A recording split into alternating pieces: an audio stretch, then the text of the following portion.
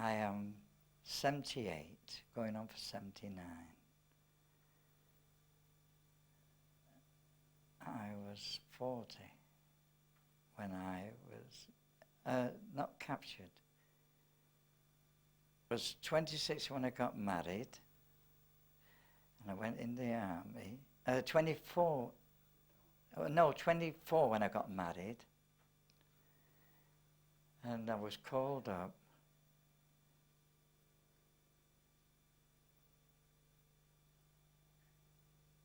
In 1939, I was a private in the Loyal Regiment. I was stationed first I was in the Manchesters, and I started at Bellevue. I was there one day, called up to Bellevue, and then transferred to Strensel. And then I was transferred after a few weeks to the Royal Regiment in Bolton, after a few weeks training in the Royal Regiment. Yeah. Perhaps you could tell us when you first knew that you were heading for Singapore. How did you learn that you were headed for Singapore? Well, we really didn't know where we were going at first, but when we went to Liverpool on the ship, that's when they told us that we were heading for Singapore. War wasn't on at the time, so we just thought it was like a holiday, knowing that sometime or other I would have to be fighting. So perhaps you can tell us, obviously you set off for Singapore before war broke out, you say, or this was just after war broke out? I think war broke out with Germany, not Japan. That's right, yeah, with Germany. That's why we were called up. And we were told we were going to headquarters of the Loyal. We were told we were going to the Loyal Battalion of the Loyal Regiment, the 1st Battalion, the Loyal Regiment, because I was at the Loyals Regiment in Preston. You first asked me something about when I started. You see. I went to Silverwell Street, and then I went to Preston, which was the headquarters of the Royal Regiment in England. Right. You see. And then, after training, we were told that we were going to Singapore. You know, we were given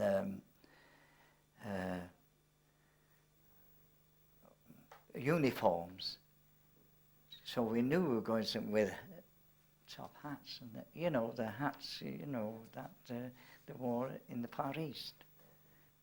Well, we thought we were going on an island that we were going to fight. I don't know at the time. We didn't know that war was going to be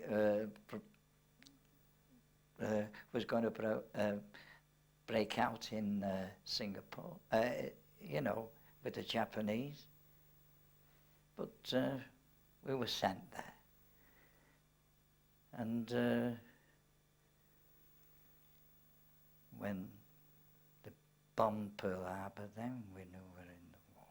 I was 9 months before war broke out in the Far East. And I was the only Jewish person in the battalion.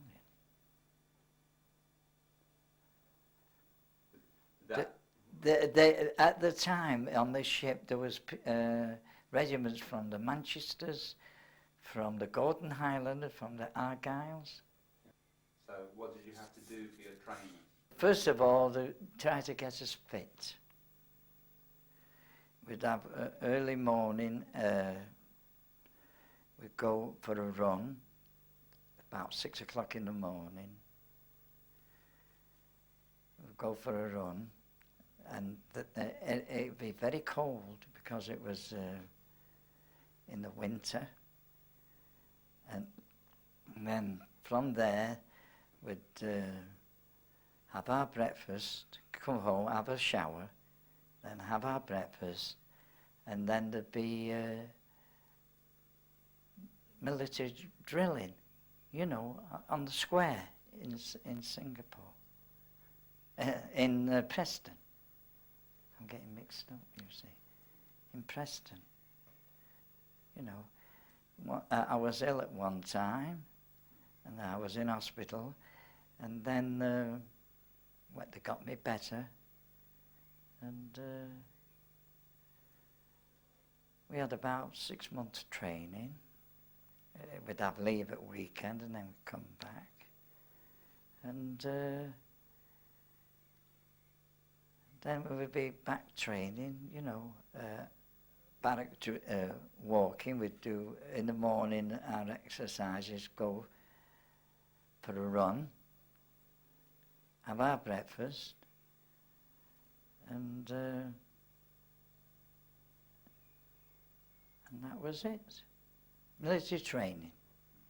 So to get us fit. So when you got out there, you said you also did jungle training. What was that all about?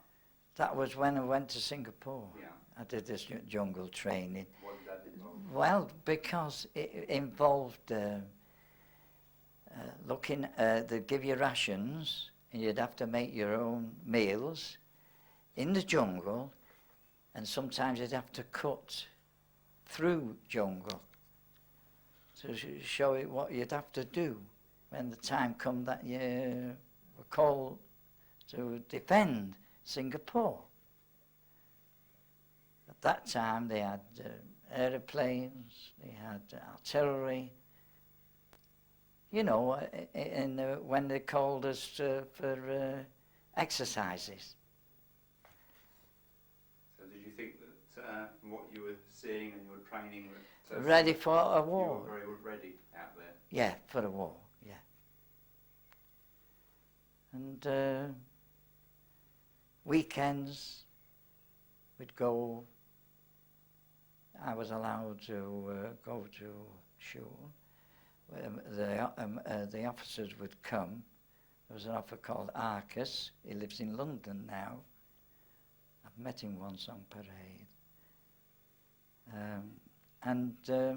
He used to take us to a plantation, to a gentleman by the name of Green.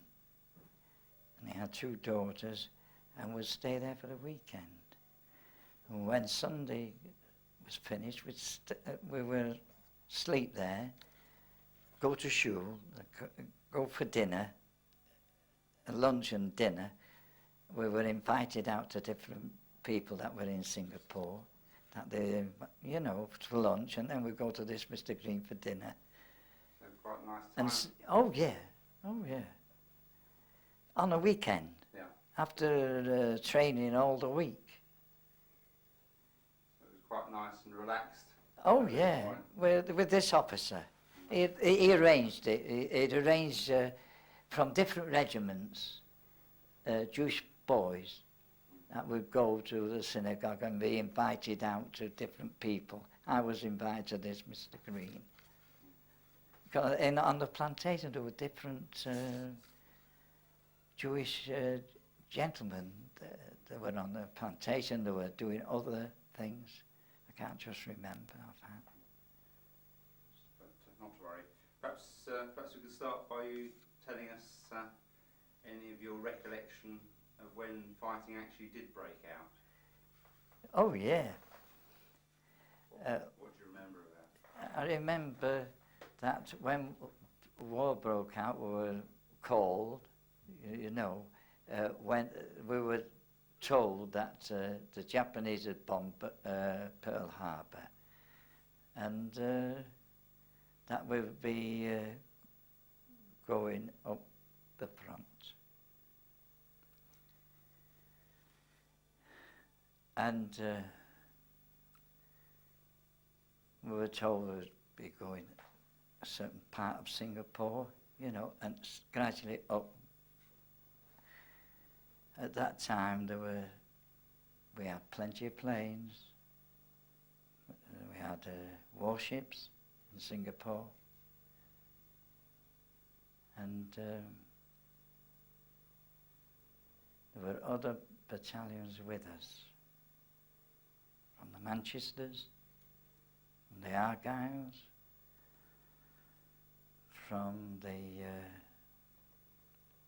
Indian regiment, the Gurkhas, and some other Indian regiments,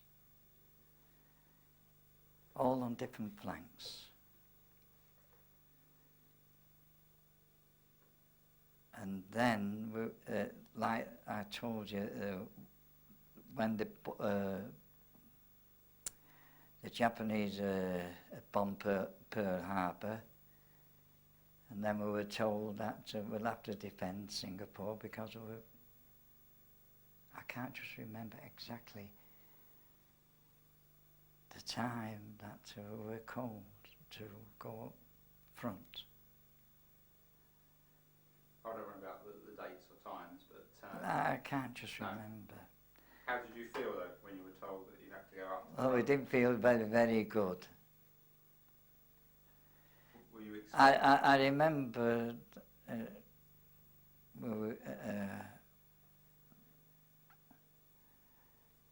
when war broke out, my sister was getting married and I wanted to send her a telegram, but I couldn't. No, that was when they were advancing towards us. No, I was sent up to the front by train, as far as I think Kuala Lumpur at the time. Then we went a bit further up. I can't remember where it was, but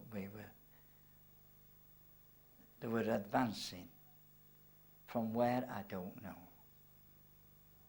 So The Japanese were coming on to Singapore. You know, they were advancing from Siam, or where they'd taken, and we were there to defend.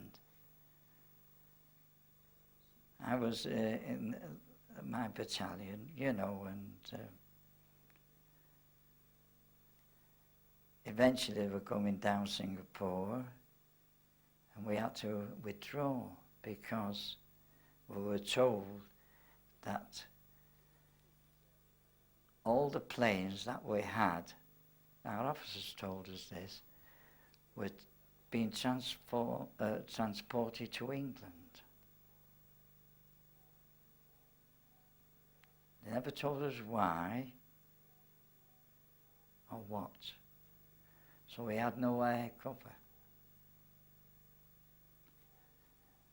We had artillery and that's all, as far as I knew. So we were more or less, they had planes and the strafing us, and we could do nothing. Couldn't defend ourselves. We had to, and we kept on. Our officer was telling us to withdraw, and we withdraw to different positions to try and defend Singapore. And the time came that we couldn't defend Singapore, so we kept on. The planes were coming at us, and at night, the Japanese were saying, the Americans can't help you, come over to our side and be prisoners. At night. How were they, you mean they were dropping leaflets? Or? They were through, you know, these, what you speak through. Yeah, they are hailers. Yeah, and we could do nothing. We couldn't see them or anything. We were just firing into the night. And so eventually we got to Singapore, and I was transferred to headquarters, you know, where all the big, what do you call it is. And then I was sent on a job. They were bombing Singapore, the Japanese, and the aeroplanes were, in fact, how we knew they were advancing on Singapore, because they had the Prince of Wales in the harbour. Can I interrupt this? Yeah. Before we went up, they'd bombed, while I was in barracks, they'd bombed the Prince of Wales ship. They bombed it and they sunk it. So we knew they were advancing along Singapore at the time. But we were still at the front, through all kinds of marches we were going through. And we had enough supplies with us. But we had no air support. And in fact, one time I was very, very lucky I never got killed, because when the planes were coming down, they had their spotters out, and when we were retreating, I was in a truck and I got into the grass, and the fella that was behind me got killed. You see, they kept on coming and strafing us all the time as I was in the truck, and this chap got killed, but I fortunately just glazed my head, and they sent me down to Singapore. That's how I finished up in Singapore. And within weeks, they'd taken Singapore. Our commander, he was from the Manchesters, the colonel, and he broadcast to all to lay down their arms. I think that was in February 1941. Two? Yeah, okay. We were taken prisoner of war. And the colonel from the Manchesters, he was in charge of all regiments, you see. When you say you were taken prisoner of war, can you remember? Before that, before I was taken prisoner of war, we were helping, they were sending people to Australia. They were sending people to Australia on the ships. Nurses from hospitals, they were sending doctors, they were sending, in fact, I could have got on a boat, but I wouldn't go. I just felt that I'd sooner go through it, which was, because afterwards we learnt that the boat got sunk. So I was fortunate that way. I thought, well, I might as well go through being a prisoner of war, who knows. One day I might get, they might come and, save us. But afterwards, when we went to the prisoner of war, officers told us that it might be years before we... You see, we used to meet. Let me tell you, when we surrendered, they got us all together. Everybody was in not the same regiment.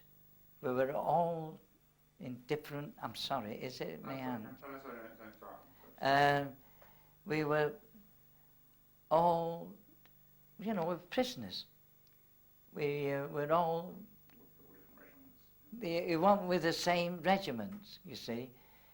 They got us all together and marched us to Changi. And that was our headquarters. In all different tents, not tents, huts. They had huts in Changi. How did you feel the moment that they said you are now going to have to surrender and you're going to become a prisoner of war? Can you remember how you felt? Well, I felt terrible, because I knew that I didn't know when I'm going to get out again. In fact, we knew that we would have to surrender because they were bombing the harbour.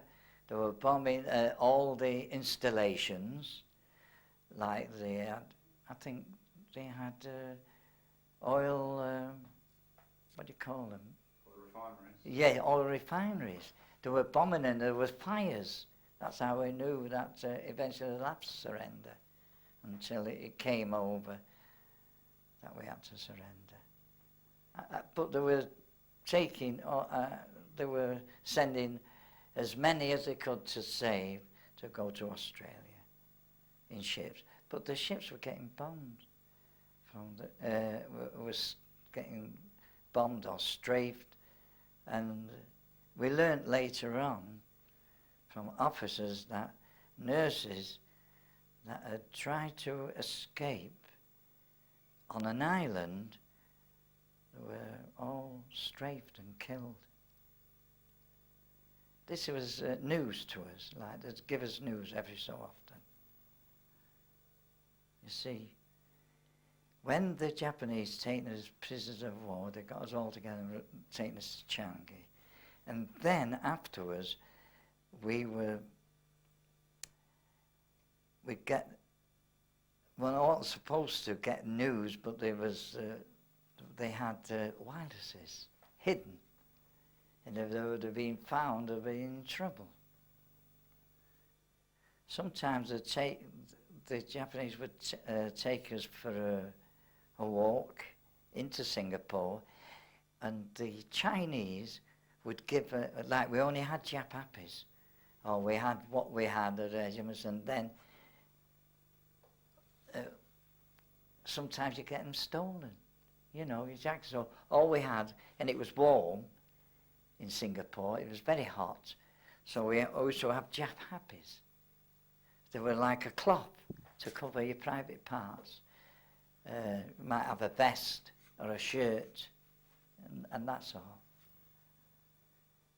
Even then, sometimes we never had that, because everybody was.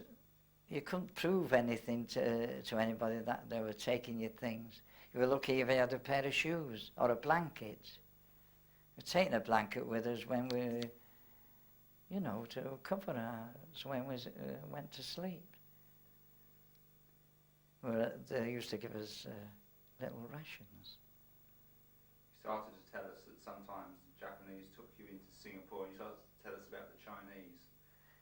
Oh, they used to, if they used to get hold of some of them, and they used to put cigarettes in there, like cigarettes, and until they come to nothing, and then put more in, and it was terrible. We used to see that, Right, to torture them. Torture them. Oh yeah. If they thought they were like helping the prisoners of war, which they did very much. They'd have these bags and soap and that, and they'd throw it to us. But if they were caught, they were in trouble. You see?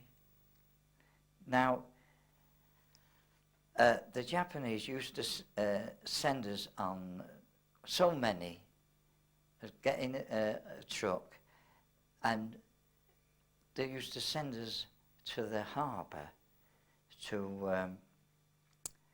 because they were loading their ships with everything they could get hold of in the go-downs.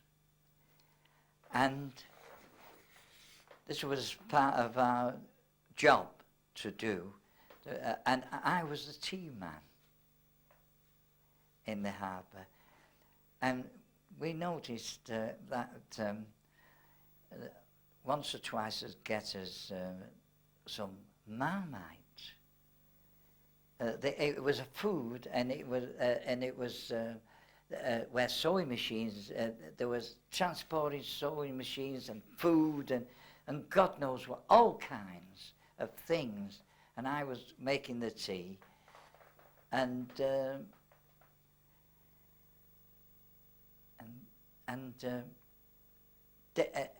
with this happened for about 2 or 3 months. They were taking everything they could get hold of and put it on these ships, and they were sending the ships to Japan with different kinds of everything that you can think of, food, cigarettes. Is it true that you were guarded by Sikhs who changed sides? Yes, that is true. They did. We were told by our officers that they had turned the Sikhs, and we could do nothing about it. But we were disgusted. Yeah. You had to salute them? Oh, no. No. Japanese, yes, but not Sikhs. Maybe they didn't like the idea, but we didn't. We weren't forced to. The Japanese never told us to. Right. Perhaps we can come on to Selarang Barracks and perhaps you tell us all what happened there. Oh, yes. What happened was this, that they gave us, the colonel sent round that we'd have to sign that we wouldn't try to escape. So at first we refused, but with advice from our officers, we refused. So the Japanese colonel at the time says, well, if they refuse, we'll all have to go into Selarang Barracks. Everybody. The officers and everything. Which we did do. We marched to the barracks of the Gordon Highlanders, which was Selarang.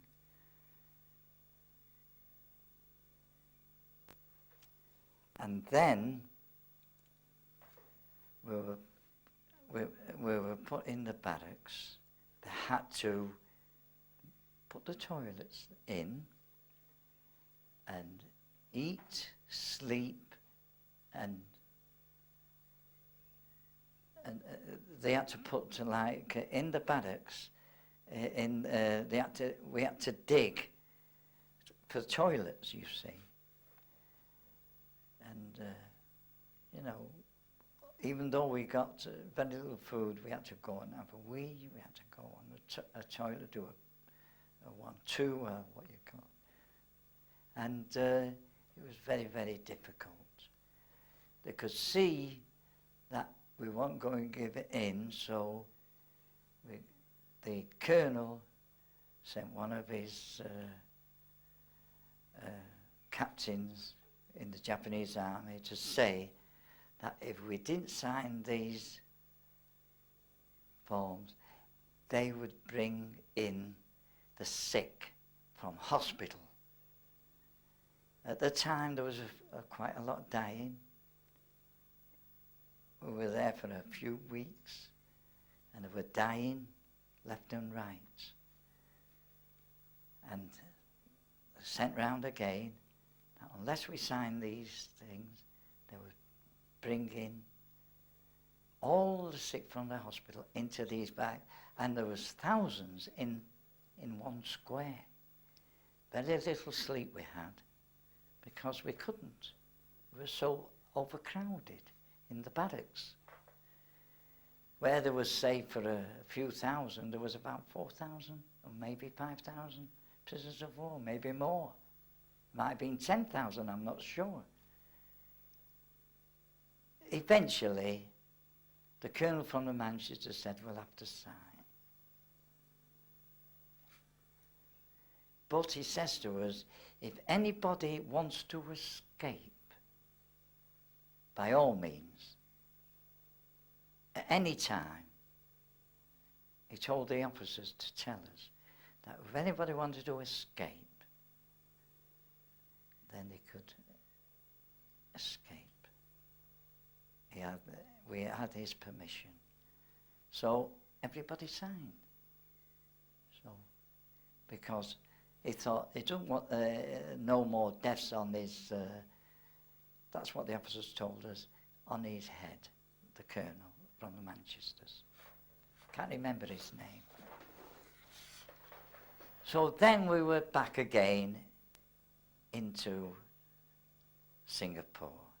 What happened one day was this, that we signed these papers and they told us beforehand, if anybody tried to escape, the officers told us this, that they'd make an example of them. Well, it came one day that they did make an example. They lined up about 200 soldiers. I was one of them. I was lined up. 4 privates. No, there was, I think, 2 corporals and 2 privates that tried to escape. And the natives, the Japanese must have been promising money to these natives, and they informed on them, and they caught them, and they said that they were going to make an example of them. Well, they lined up, like I say, 200 people, and made these boys dig their graves. 4 of them, 2 corporals and 2 privates. Well, we all broke down. We cried like babies to see that we could do nothing. We had no arms and nothing. They made them dig these graves, and then they shot them. Oh, there's nothing that we could do. We were hopeless, helpless, I should say. It was terrible to see. It broke my heart. But I could do nothing about it. I just had to carry on and hope that one day I'll be made free. It's true. It's true. I'm not telling you a word of a lie. I don't know whether anybody else was in this 200, but I was one of them. That was lined up to show an example that if anybody tries to escape, well, that would be it. They'd get shot. They did shoot them. We screamed and cried, but it was of no avail. We had to look for ourselves. They'd taken a chance, they knew the consequences, and they made an example. As far as I know, there may be 1 or 2 that did try to escape and got away with it. I don't know. So that's what I can tell you about that. That's Salarang. That's Salarang, yeah. Yeah. And that's a true story. Yeah, I've read it in several books. You have? Yeah. About them About making an bombing, example? yeah. Yeah. Well, I was there watching it. We discussed the Salarang barracks. Yeah. So then you moved back to Changi. Yeah. Yeah. And then perhaps you can come on to where you were told suddenly that you were going to need to go on the railway as well. That's right. Yeah. Can you tell us about what happened then? Well, so, first of all, we were in. I was after the finish with the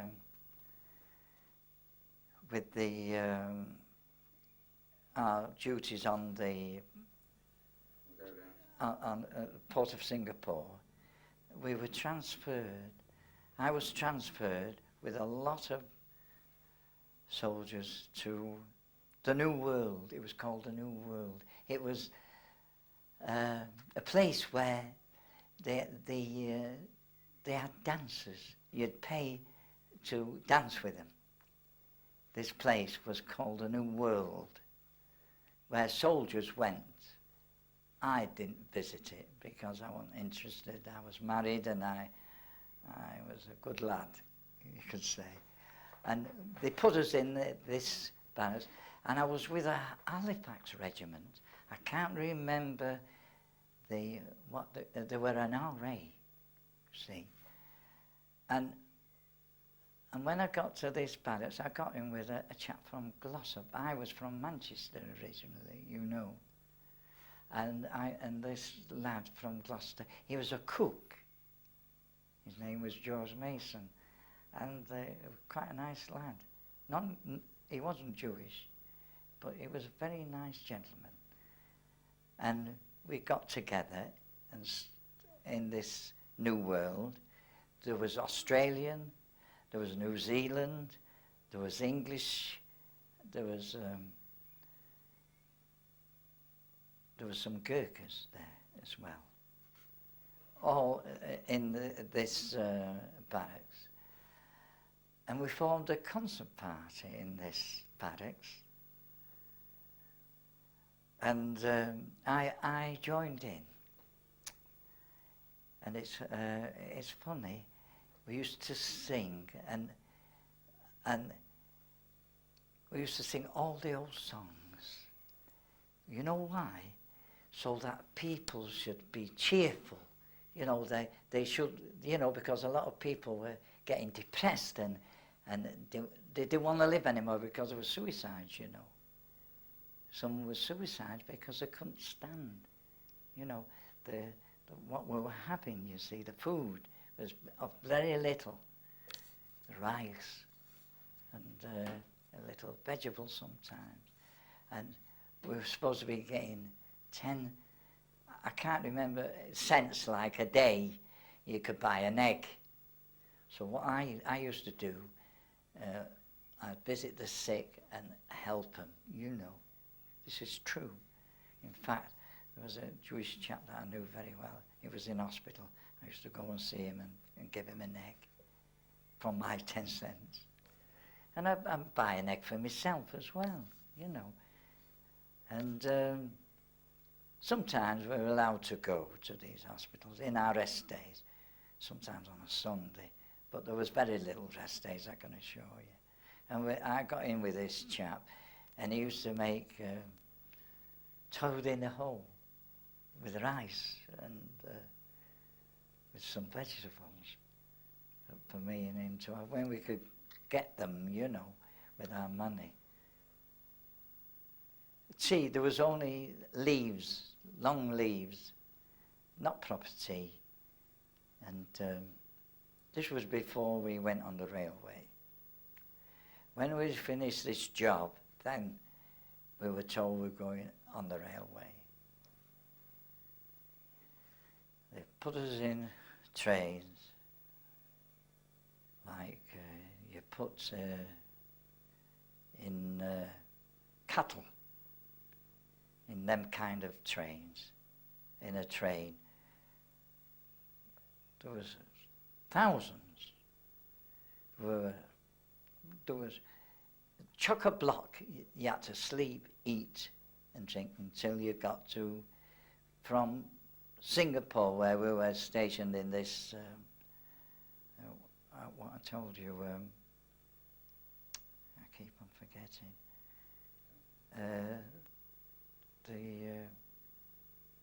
where the dancers were. Yeah. Can you remember? I remember New World. That's it. The New World, that's right. We were transferred from there into trains. Not only us, but thousands, like cattle, had to eat, sleep, and do our business in these. Although we never had enough food to even do that until we got to our destination, which was Siam. From Singapore, we went by train. They'd stop, they'd give us a little water, a little bit of rice, but we'd go, it must have been days, I can't remember, really speaking, until we got to our destination. What do you remember about your destination? Well, we were put in camps, and we were told, now they did this, they gave us these knives that we should cut through the jungle first.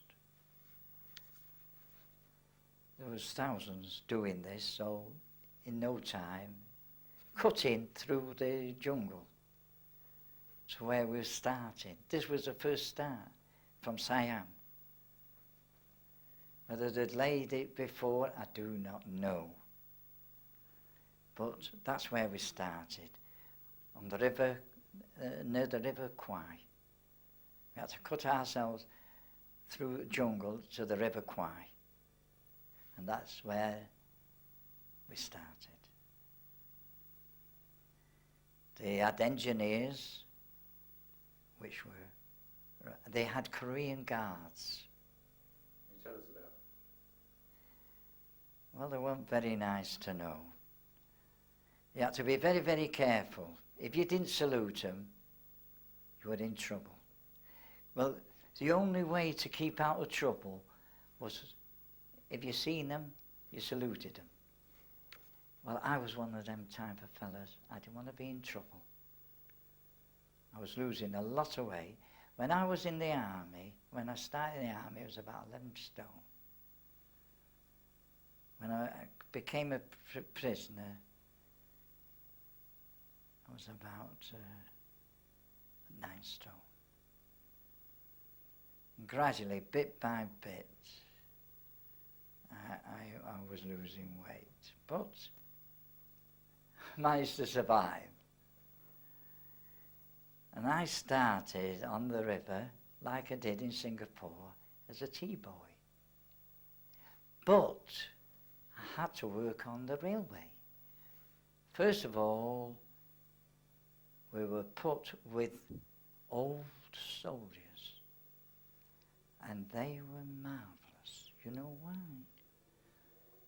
At night, they used to tell us, because they were short of food, when a train was coming with food.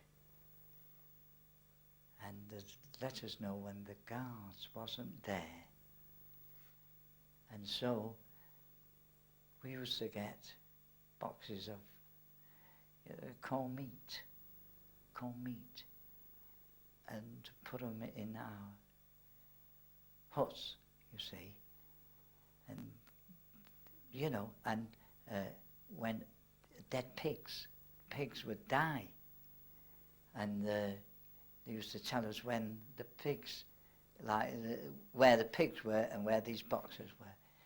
And then, you know, the guards would get off the trains and go to where they had to go, and then they'd let us know, and they'd tell us to be quick, and then they'd share the food with us, these old soldiers. Japanese soldiers? Yeah. When we first started, you see.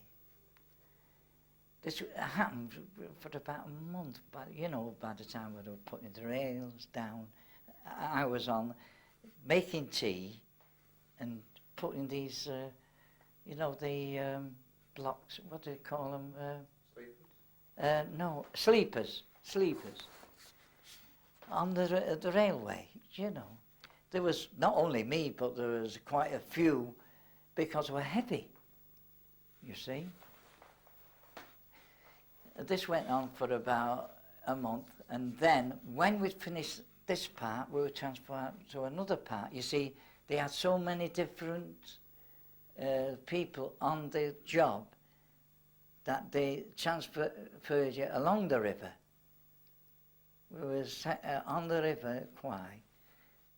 We were sent on these boats to different, you see, they'd have so many soldiers at one part, another part they'd have more soldiers, and then we'd go further on, and it's, you know, on the railway, and they'd probably have more further on than that, you know what I mean? At one time, I must tell you this, while we were on the railway, they came to a part where there was, I don't know whether you've heard this, where there was stones. It was like, what do you call it, where you couldn't cut through to put these, Boulders? yeah, you know, the lines, the boulders and then the lines. So they were carrying on like anything. So the soldiers said, down with your tools. We can't do anything. We'll go back to the barracks and sort it out with the colonel. So at first they got awkward, the the weather was very hot, so they'd make these officers with I think with their stand like that in the sun, and everybody was carrying on. It's not right, to put this officer that was in charge of our party. So then the speak and they'd go on strike. Everybody go on strike. So they send us back to where we were stationed, you see. And this was after we'd left the old soldiers, We had some food in our kits that we had. And we could have a little nash now and then, And but then they sorted it out, and we were transferred further on. They managed to do something with it was like they had to drill things in for the rails to go on, and it was so hard. So what they did was put these two officers there was with us, facing the sun for a while. So everybody put out the tools down. So they marched us back then, they sorted it out with a colonel. And we carried on. That was one thing. Now, you see, we went from one thing to another, you see. Then it come to the building of the River Kwai, the bridge across the River Kwai. Were you involved with that? I was involved with that, yes. It seemed it was in the winter time. And they wanted thousands of people to go because at the time they couldn't get elephants down. They had elephants taking big trunk trees, and they chopped these trunk trees. They had us doing that with these big thick knives, and they used to use elephants at one time. Then they found out they couldn't get elephants down to the river. They couldn't get any. Why, I don't know. So they used troops, about 200 or 300 people to use these logs, to build a bridge across the River Kwai. That was the wooden bridge you're talking about? Yes, a wooden bridge, oh yeah. As far as I knew it was wooden. Whether they had steel on it, I wouldn't know. But I know they used to have a kind of a thing that pounded it into the river until they built it. I was on that. I was on quarry work. What did quarry work involve? Blasting. And we'd have to shuffle the thing away. I don't know, they were trying to get through a mountain. Why, I don't know. That was at one time of the railway. But I was still making tea for them, even though I was doing this quarry work. Once at a time they transferred so many, they had so many on the railway. Then it came to a camp where cholera struck. And I was in this camp. There was 11 tents. And out of the 11 tents, I was in the one that escaped cholera. What they used to do,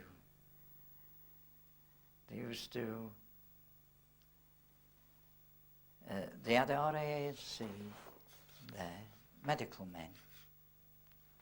Is it RE? The RE? The Remy. Yeah. Remy. They we had this work, we were doing this work on the River Kwai in this camp. And because the quarry work was afterwards.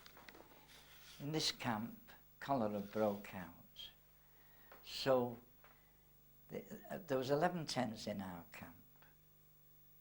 Which, yeah, because there was camps all over. What happened to them, I don't know. But we were in these tents. To keep us warm, they had to get wood from the forest, burn fires, and that kept us warm. We had blankets, you know, to sleep on and cover us ourselves. We kept them all the time. We were lucky if it was there when we got back to the tent. And I was fortunate to be in one tent out of the 11 that didn't get cholera. All the others, and what we used to do, and the Remy used to stack these bodies. There was hundreds of bodies that'd be stacked. They wouldn't know what they'd die within 24 hours. If you got it, there was. We were told that there was army champions that got this cholera and had died. But in ours, there was 11 tents. There must have been about 20 people in a tent, sleeping next to each other, you know, keeping warm, like cuddling up with each other. And we'd have to go and get a wheel cart, you know, what do you call them? Wheelbarrow. Pardon? A wheelbarrow. A wheelbarrow, and take these, the RAC men would put them on, and we would wheel them to a field, and there was hundreds, and then when they got these hundreds, they burn them. So they didn't know whose ashes there were. And then afterwards, the officer would take the ashes and put them in, or get their men to put them in containers. They wouldn't know what name or anything. They wouldn't know because, or they had a tag on with their name, and that was it. But they wouldn't know which ashes there were because it'd be burnt, you know. It was terrible to see. It was heartbreaking. But I had to try and think of myself, and as long as I escaped it, I was all right. There was 20 of us escaped the cholera. But there was 10 tents that, you could say 200 people at least, that was dead. So they'd have to replace them. They'd get them. We joined another group. You see, that was left on the railway. That's when we after this. I can't remember whether it was 211 that this. I think it was 211 camp that this happened. I was on this working party, and I was told to work on the bridge because somebody else had tried to do this job and couldn't do it. So they said, "Come on, you do it." I do nothing about bridges. So I got up on the bridge. So he asked me to do something, and I couldn't do it. So he threw me off the bridge. Luckily, a corporal from the Manchesters that I knew very well caught me. Otherwise I won't be here to tell the tale. So I was very fortunate. And he said, you'll stick with my working party, which I did do. So I was lucky that way. Because I know nothing about preaching. You had a lot of narrow escapes, didn't you? Yes, that was one of the narrow escapes. Apart from the other one that I told you about where the soldier got killed. Perhaps you could tell us something about the conditions in the camp. Can you remember, like how, what sort of where you slept and what sort of food you ate and so on?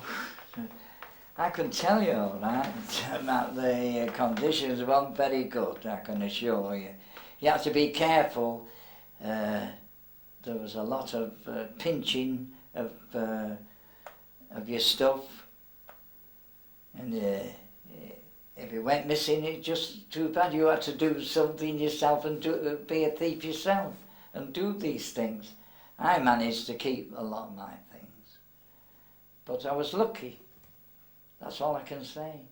They needed me because I used to be a brewer up for them. I told you about on the what I used to do.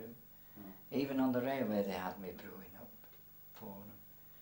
But there was little I could do. When I could get anything, I used to do it for them. All it was water, and from a well, and I used to make the tea when I was not on duty doing something else. See, there was a tea break every about 5 hours. There's nothing more I can tell you about it. How about the weather? I understand the weather was pretty variable. Oh, it was. In the summer, it was very, very hot. I think I had a hat at the time, one of these army hats. So I was very fortunate when the sun. But when it was raining, it was terrible. But we still had to work on the railway. No matter what the weather was like, it would be 102, 103, 104, made no difference. Maybe sometimes 120.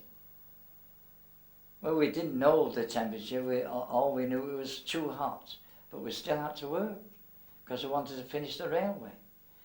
The railway was running from Siam to Berner. And I was there when they completed it. When you say you were there when they completed it, you were actually at the ceremony, were you? Well, what they did, they run a train with, mind you, I think our colonel was on the train with the Japanese. I'm not sure. But there was a lot of big noises, I can say, on the train.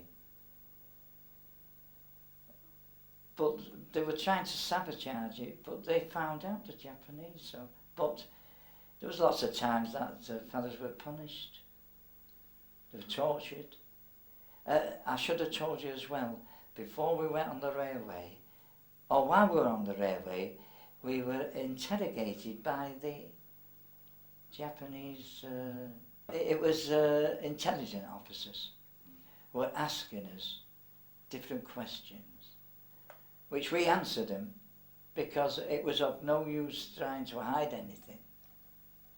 They were asking us where our soldiers were, did we know where they were? We said we don't know.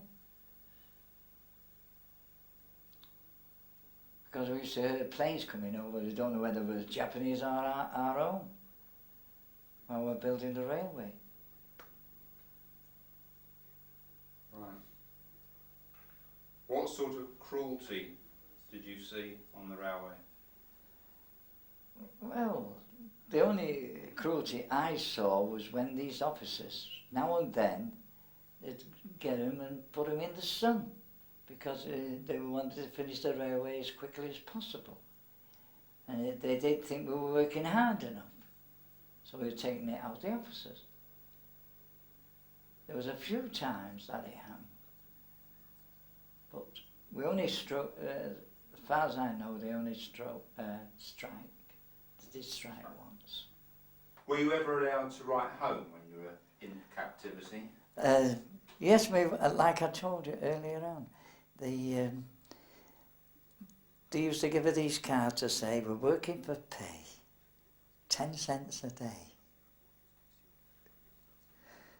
But we were only getting it every so often. We had no food parcels until one day the officer came round. He said, I've got a food parcel for you. It was a little box like that. I don't know how to describe it for you. There was a bar of chocolate. There was butter. There was a little bit of meat, chicken, and some fruit to be shared about 60 people. It was a box. It had little things. I think the bar of chocolate could not go round 60 people. Everyone was given a little bit.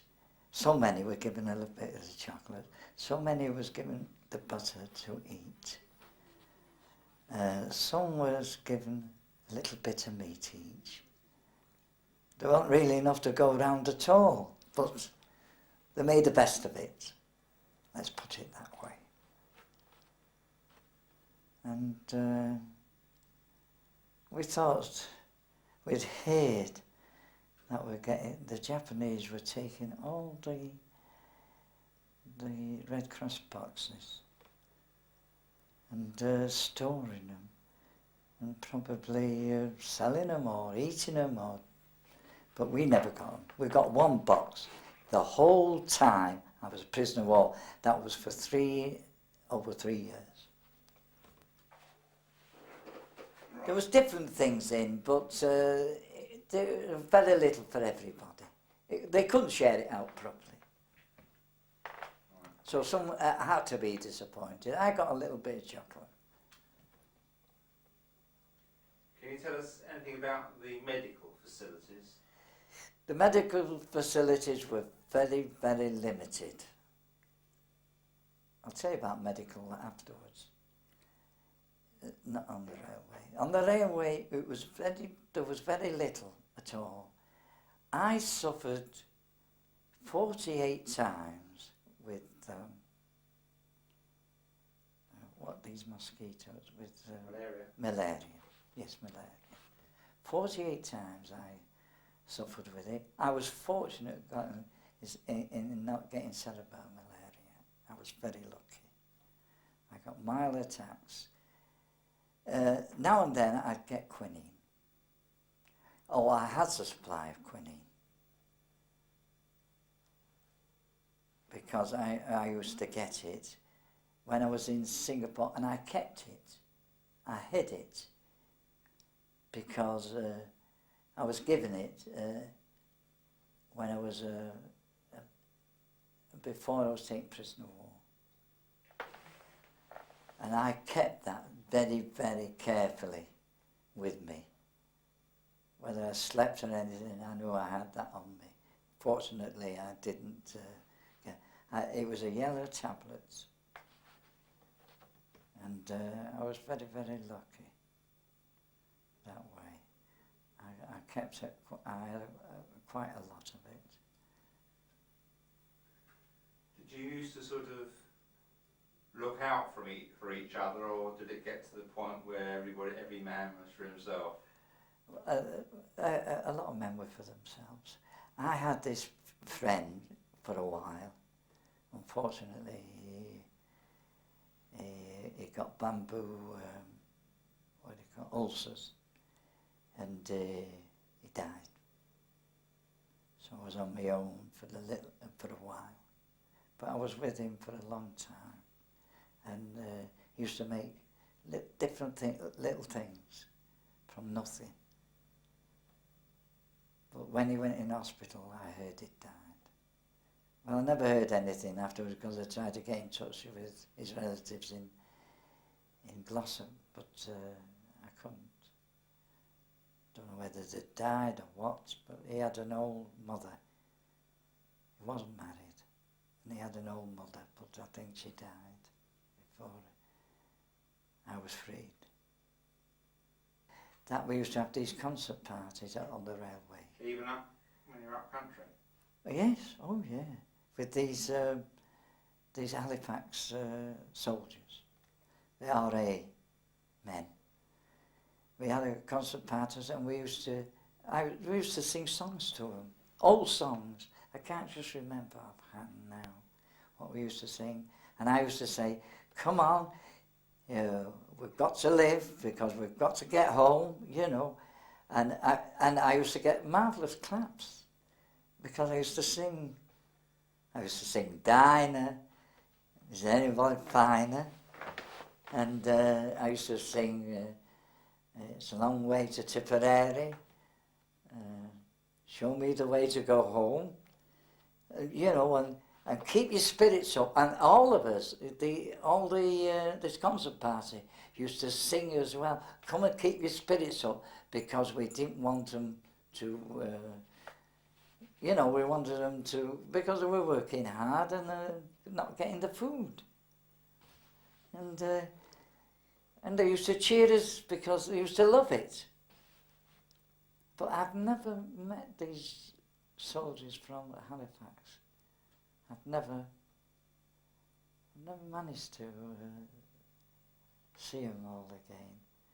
There was one very tall fella. He was the main one of the party, and he was marvellous.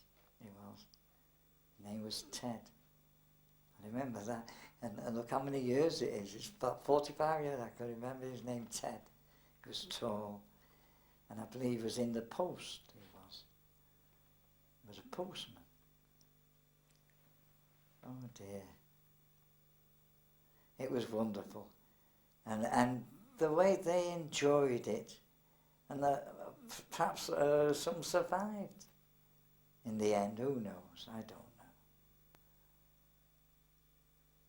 I remember when I got freed, I met a fellow called,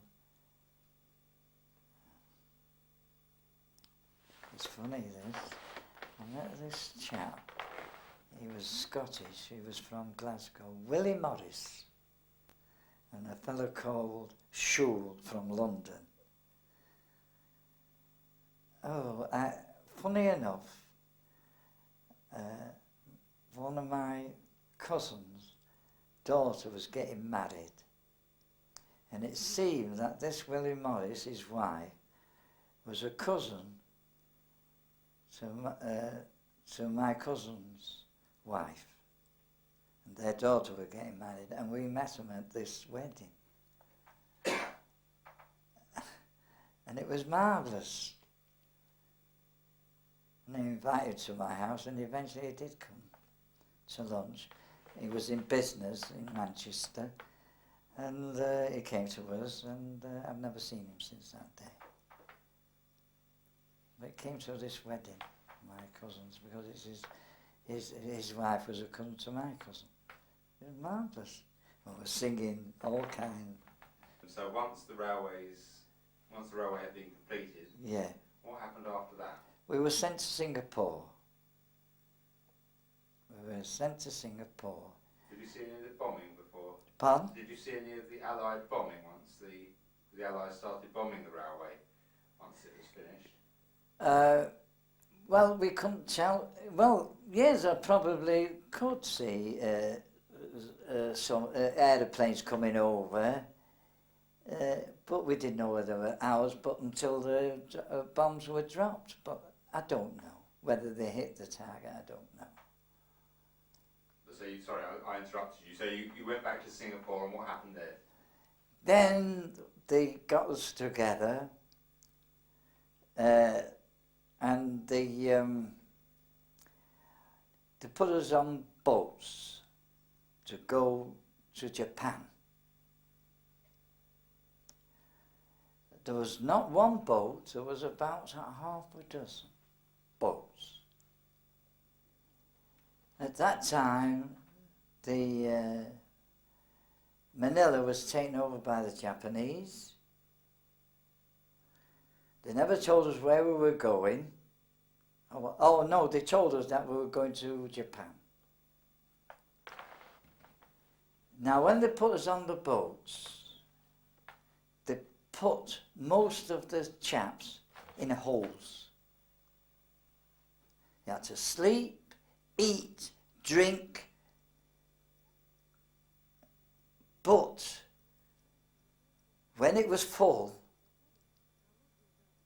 I managed, instead of going in the holes, I wouldn't go in the holes, I went on the funnel.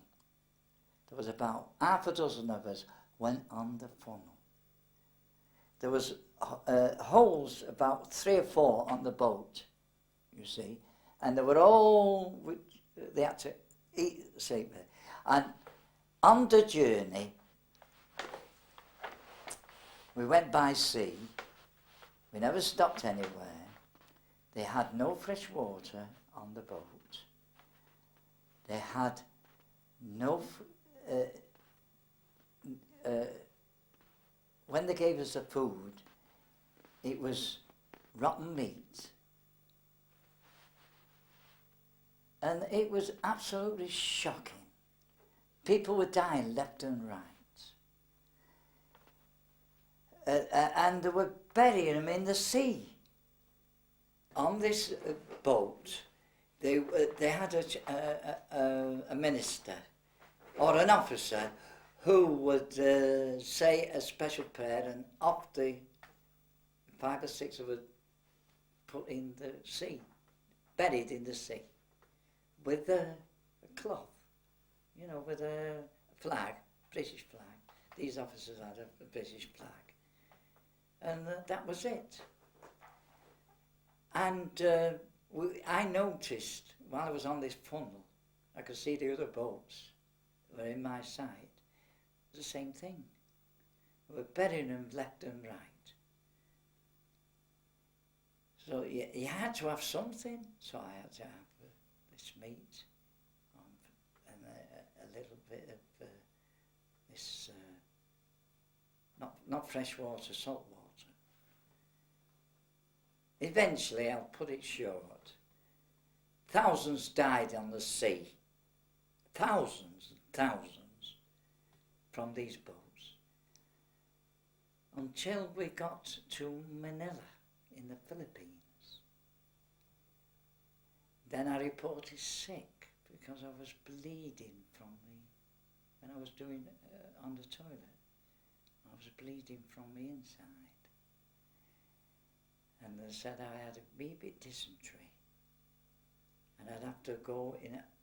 There were 17 of us off this boat, were sent, British soldiers were sent on shore to Manila in an American camp.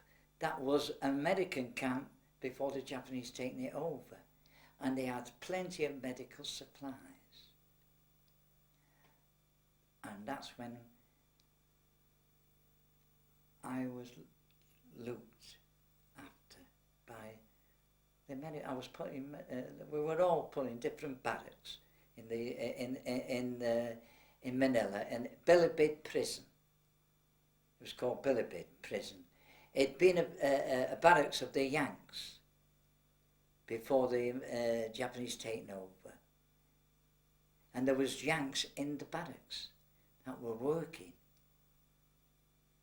for the Japanese. See, what they did, they put us in a place with barbed wire. And what they did, they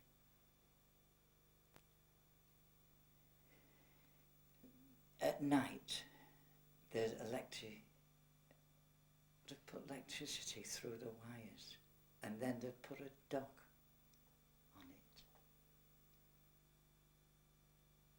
and to show that if we try to escape, we get executed. Right.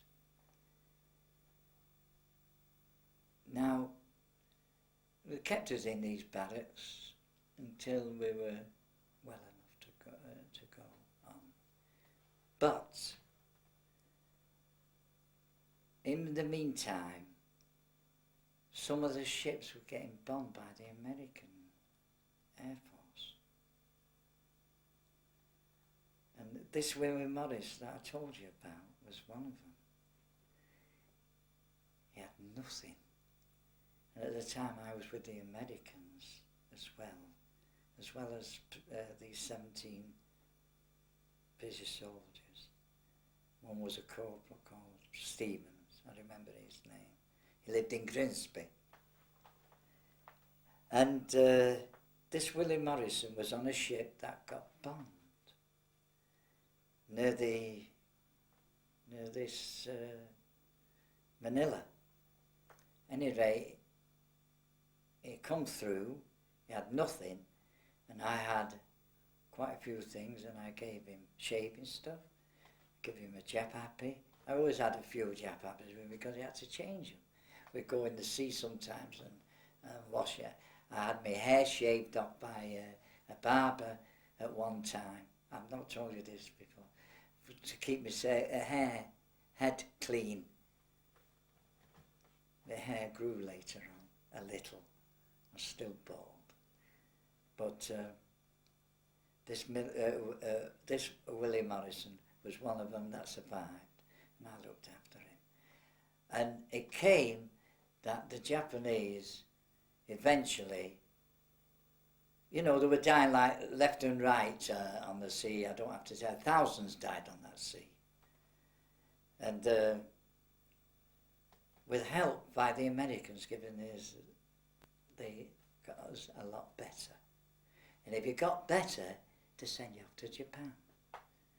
But what happened was this, that there was a ship going out with these 17, all of us were called, no, except this Stevens and I, and another one, can't remember his name, were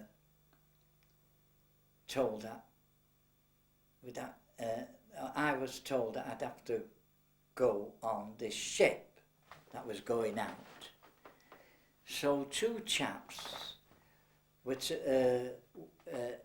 told that I was going on it.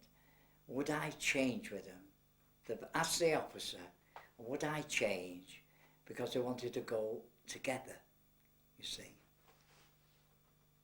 So what happened was that they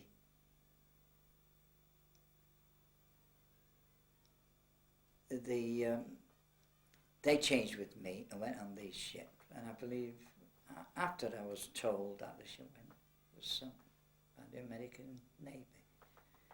But while we were on this, while I was on this island, I used to go out helping, working on different things that the Japanese wanted us to do in this camp that I was in. And about soon after the Americans came in and saved us. That's all I can tell you. Can you remember the day and how it felt when you suddenly realised? The tanks, the night before, the tanks came in. The tanks, we could hear the tanks coming in, and the aeroplanes in, the American Air Force coming in. What a relief it was. We thought, aye. And we could hear how the Japanese were fighting back, you see. But the Americans knew exactly where they were coming from, you see, and knew what this camp. Eisenhower came, we saw Eisenhower as he came in. He says to us, don't worry. And at that time, I was 6'6". You know how I know? Because the next day, they weighed us. and I was put in front of, the American report, Newsreel. yeah. And they said they'd weighed us first to see, it was 6 6. And what they did afterwards, they sent us to Laity, that was north. And while we were on the plane to this matey, to get on the SS America, while I was on this plane, the Japanese were bombarding it, trying to bring it down. But this Willie told me that he was one of the lucky ones on his boat, because thousands died on that sea. That sea journey was terrible. I don't know how I survived it. We're almost out of tape, but when you were being transferred then on this aeroplane, you say that it was undergoing bombardment. The war wasn't over at that point. It was practically over. I think it was practically over. I'm not sure. Now let me think. No, it wasn't. As far as the Philippines, it was over, because it had come and taken over the whole of Manila. Because when we woke up in the morning, there was no Japanese there, no guards. They were not to be seen. Whether they were bombarding this plane from another part of the island, I don't know. But eventually it surrendered, didn't they? After they'd put the atom bomb in Hiroshima. How did you learn about that after the war? When I got to base in San Francisco. So we were put on a ship to the SS America, and we were taken to San Francisco, met by Eddie Cantor and Marilyn, I forget her name, an actress that I was with. No way would I give this story to anybody. I'll tell you this much. The only time I ever done anything was for the Red Cross in Manchester. They had an audience of over 5,000 in a cinema in Manchester. And they asked me, would I say a few words about the Red Cross? And I told them. And that was the only time I've ever spoken about this to anybody. I can assure you, you're the first ones that I've spoken about it. I won't say nothing to nobody of my experiences, because I used to break down. Oh, I should have told you that I was in hospital when I came home. Psychiatric treatment at Prestwich Hospital. And it was through that I'm here today, because I think I would have gone off my mind. But I don't want you to print that. Don't put it in your recording. I was on psychiatric treatment. I was on shock treatment. Six lots of shock treatment. And that helped me very, very much. Yeah. How do you feel about the Japanese now? Well, there's good and bad in everyone. I don't feel for them in any way. I think that we should have been Compensated. Yeah, really, truly. I blame the British government for this, because they had every opportunity. We did get a little compensation. I can't remember how much it was, but it was very little. £78, I think. Pardon? £78. I'm not sure, but that you're probably right. But my wife didn't bother. It was something. You know, but really it was nothing. Not for the work that we did. Don't forget, we were on army pay in the British Army, which was very little. The army pay that I got for a private was very little, and I gave it to my wife. I had very little money myself. I had to have little things for, in the army, you know, they had, you had to have, uniforms had to be brass, you had to have brasso and all kinds of things. You had to have toothpaste and, you know, I used to get parcels from home. Parcels. What could they give you? They had very little themselves at that time. And that's what happened. So would you say anything positive came out of your experiences, looking back on it now? It's a thing that you've got to forget. You've got to live your life. And it's been tough, really tough in times. But I've survived, and I'm saying thank God for that. Yeah, I've got a daughter, bless her. I've got grandchildren. What more can a person want in life?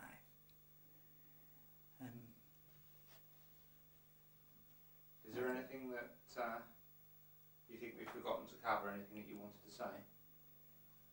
I can't really think much now. You did say something about you were going to tell us you're really lucky. Was that the story about changing with that person? Yes. I was lucky as well that on the railway, to survive the railway, anybody that survived the railway, we used to see coolies that are, you know, were on in Singapore that used to be on the docks, dying like flies, and no one to bury them or anything, which is very bad indeed. The Japanese never bothered; they left them there. They were working on the docks for British. They used to feed them with fish, rice. The Japanese never bothered about them. They were working for them and with nothing. They were cruel. They had to be very, very careful. I kept my head because I knew the consequences. Some people didn't care.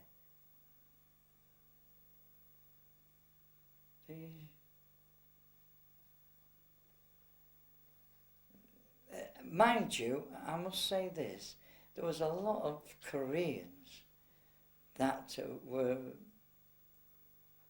helping the Japanese.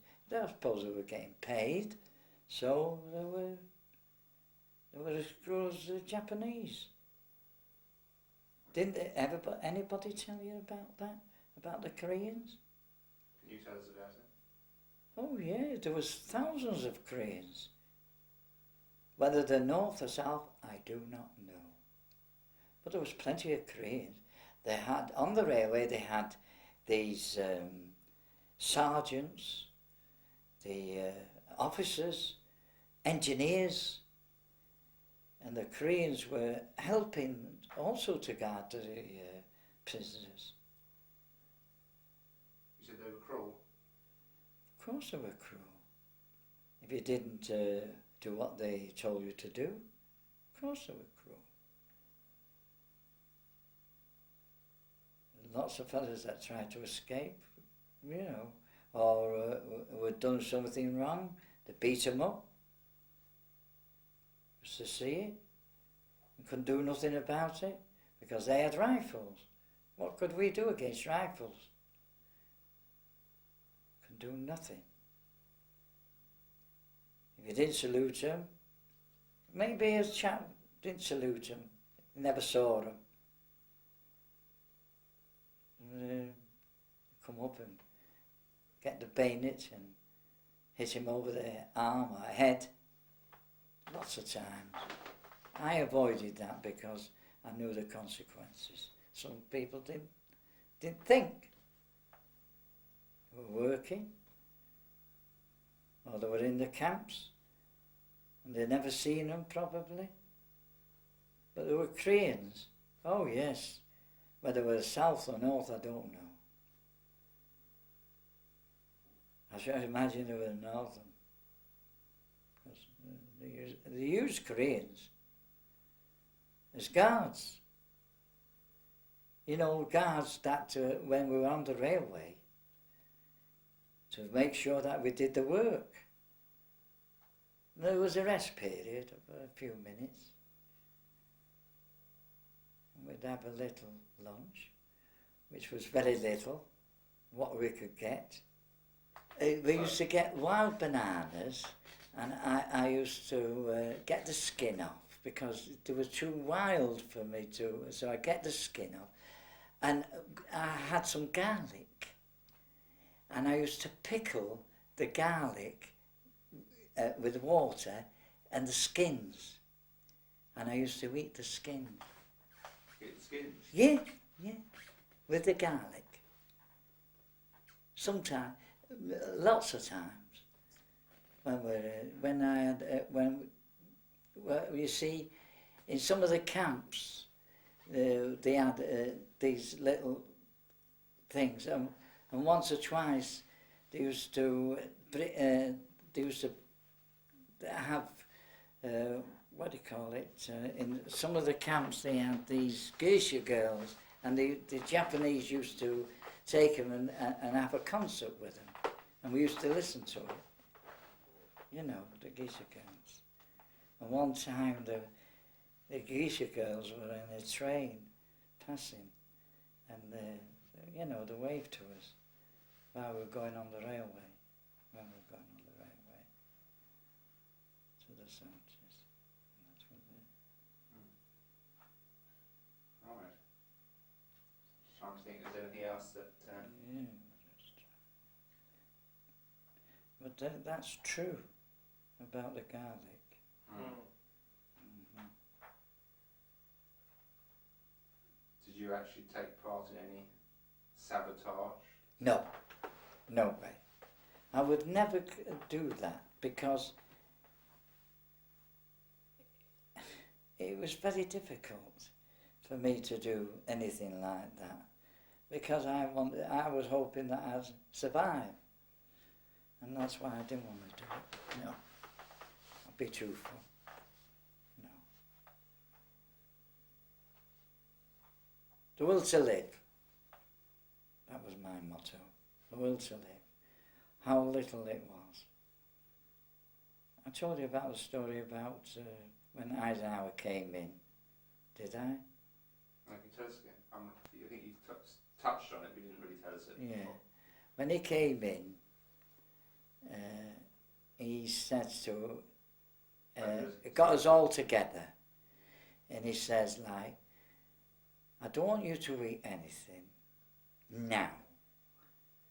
He said, I've told my soldiers they did want to give us chocolates. Something because I could see how thin we were. We were like bones. I was in like bones. So he said, I want you to take care. He got all the camp together.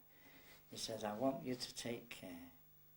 And there's photographers taking photos of the four of us, how we were with nothing on, just our skin and a japapi. And I was in a cinema in Blackpool, and they showed this, the photograph. There was four of us, and I was one of them. It showed it in a cinema in Blackpool. And soon after I'd taken ill, and they take me home, I was put in a hospital called Bagley for 6 weeks.